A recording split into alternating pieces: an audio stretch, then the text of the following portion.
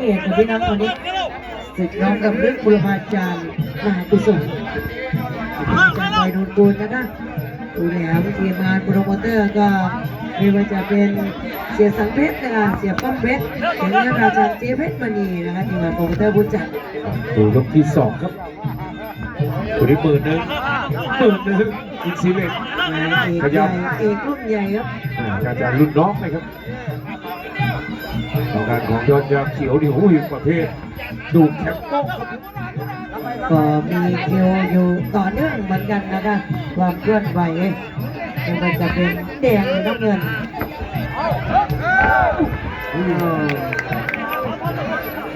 ที่สองครับหมดตัวสำคัญ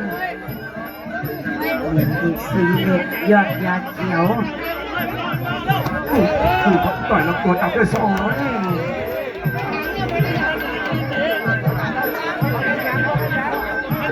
วันนี้ต้อง1 หมื่นนะ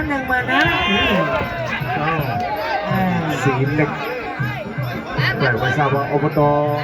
อาพรบาสีนี่กับยังกับทีมงานต้องสกัด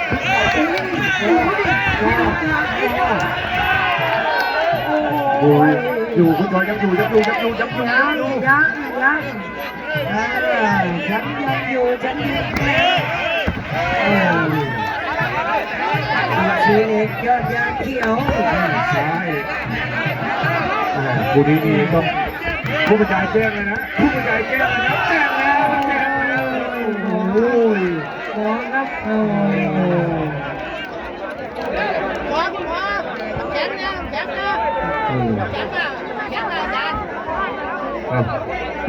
ดูขาด้วยครับ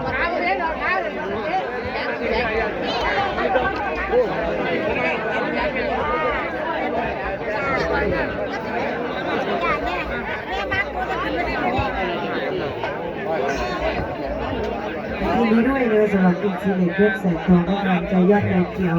ดีที่มันดอกไม้ทอง2 น้ำ10ดอกไม้ทองตะโกนรับดอกไม้ไฟดอกไม้ป่าดอกไม้เงินดอกไม้ทองช่วงนี้นี่สไตล์ของโลกนี่มาแรงครับเห็นไหมมวยลาว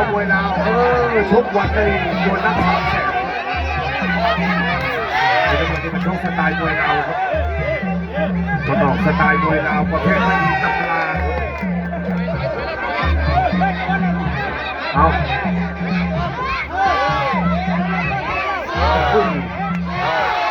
ยกสุดท้ายแล้วยกไปยิ้มไปครับกองอาวุธมายิ้มไปครับ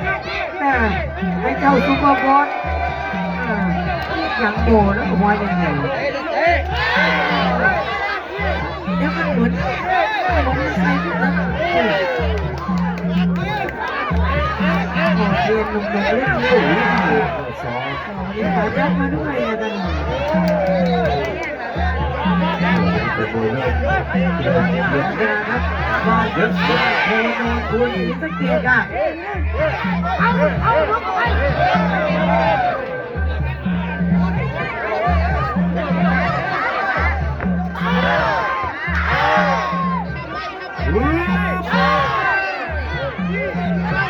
ดูครับศอก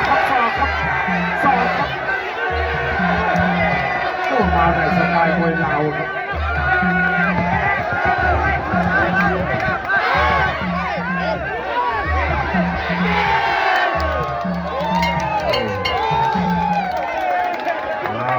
เดี๋ยวรอผลจุ๊บขอโทษครับ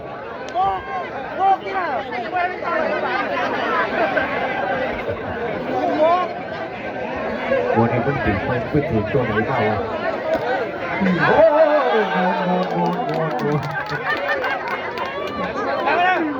ชัดไงดีเรียกว่าอย่างไรมันโกนหลายหลัง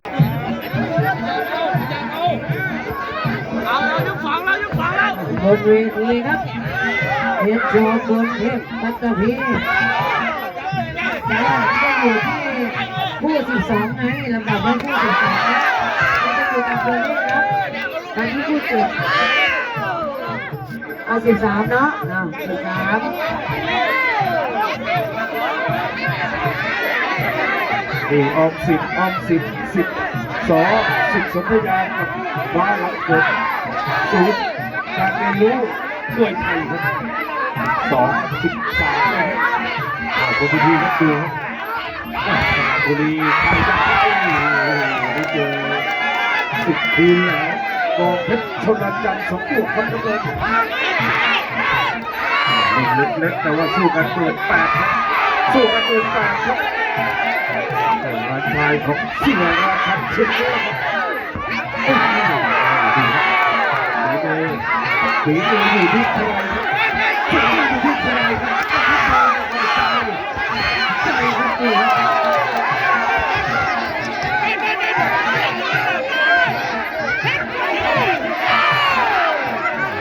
ซ้อมอยู่กับท่านจรูนพรหมา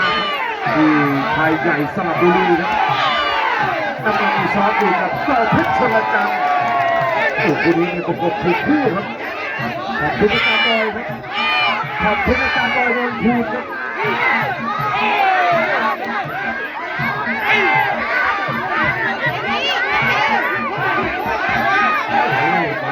ตู้ทะเลาะตู้สายก็แม่ตู้ขวาเอาบ้าแล้วอ้าว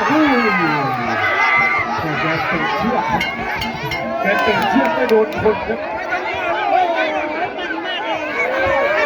พี่น้องที่อยู่ในสนามมวยทีมมวยนี้ปรบมือให้กับลูกหลานเราด้วยครับปรบมือครับนี่แหละต่อไปก็คงจะมีอีกหลายๆศึกหลายๆนัดครับขอบคุณเสียสัตว์เพชรฟาร์มเสียป้อมเพชรเขมรครับทีมงานเสียราชันเขียนเนื้อ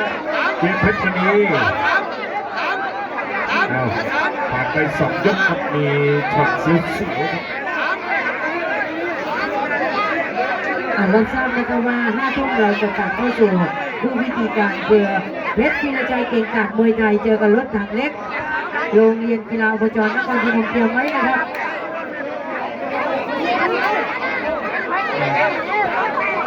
ตอนนี้เป็นคู่ที่7นะคะแล้วก็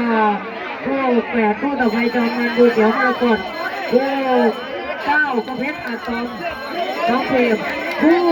10ให้เป็นเพชรเก่งกาจกับภูตะวัน11นาทีเพชรกำซับเพชรยอดฟ้า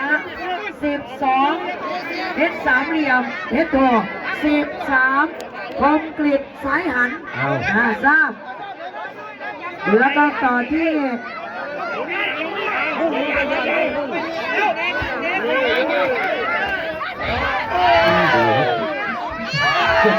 ผู้ที่5 ยกครับ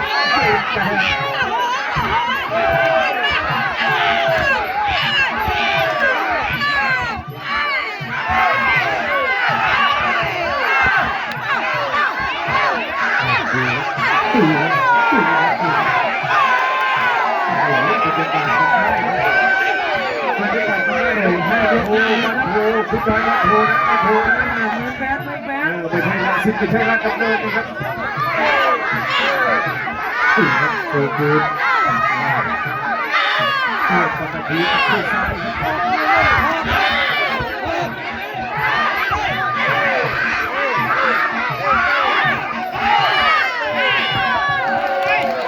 สามเลยครับ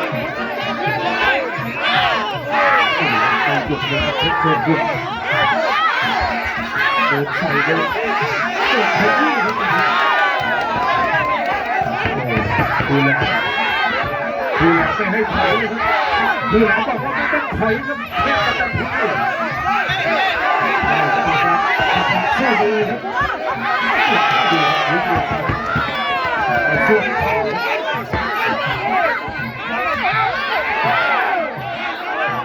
จะถูกดีบอกเลยว่า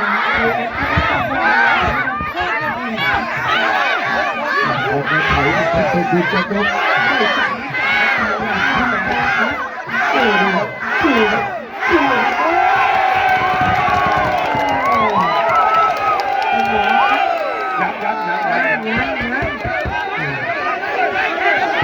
โอ้เพื่อจะดีจะดู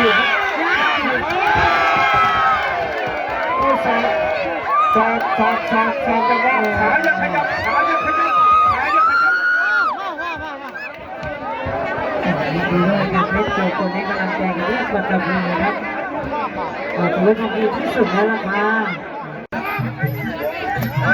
ยกสอง เนี่ยนี่คือน้องจักรเพชรครับโอ้ยสองโอ้ผู้สมัครเดียวโอ้จะมาจับเลี้ยงโซ่ได้แล้วกดในน้ำเงินจุดมาจักรน้องจักรเพชรบ้านโพนูนพูนศรีสะเกษตัวนี้นี่กดผู้สำคัญผู้สำคัญ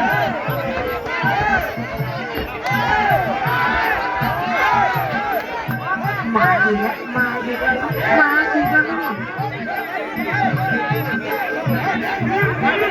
โอ้โห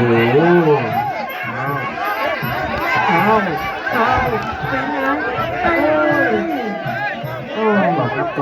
กลางก่อนมุมกลางก่อนครับมุ่งโค้งสูงครับมุ่งโค้งสูง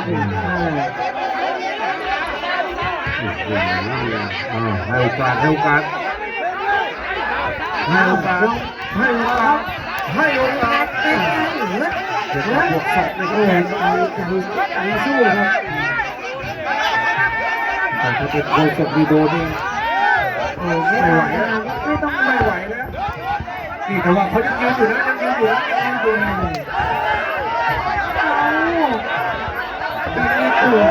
หัวใจจริงๆพี่น้องนะโอ้หมอครับหมอดูก่อน แขนจะยกขึ้นมาเอาขา